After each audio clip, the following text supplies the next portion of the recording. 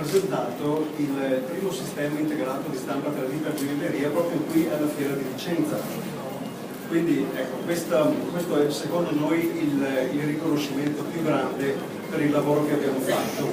Sono ormai 18 anni.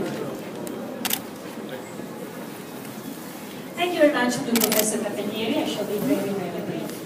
I would like to start by quoting President Obama's speech that he held approximately 2-3 months ago, when he stated that 3D printing is one of the most important technologies to give new life to world economy. Well, I was very glad to hear these words because we presented back in 1996 the first integrated 3D printing system for jewelry right here at the Vicenza Fair.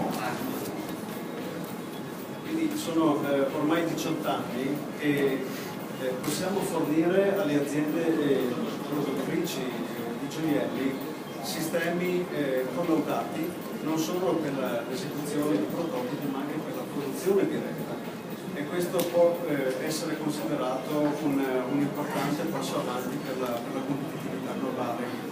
Abbiamo ormai più di 1000 macchine installate nel mondo, in 52 paesi, aziende piccole, aziende molto grandi, e siamo a disposizione per portare il know-how che abbiamo raggiunto in questi anni a disposizione di tutte le aziende del settore. Grazie.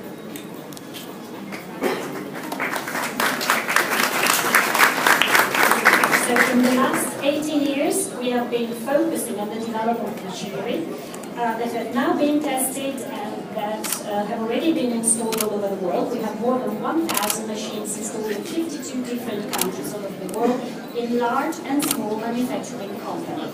And they're used for prototyping as well as for direct manufacturing. So we're very proud and very honored and very glad to be able to put our know-how and our technology to be used in this very important industry. Thank you very much.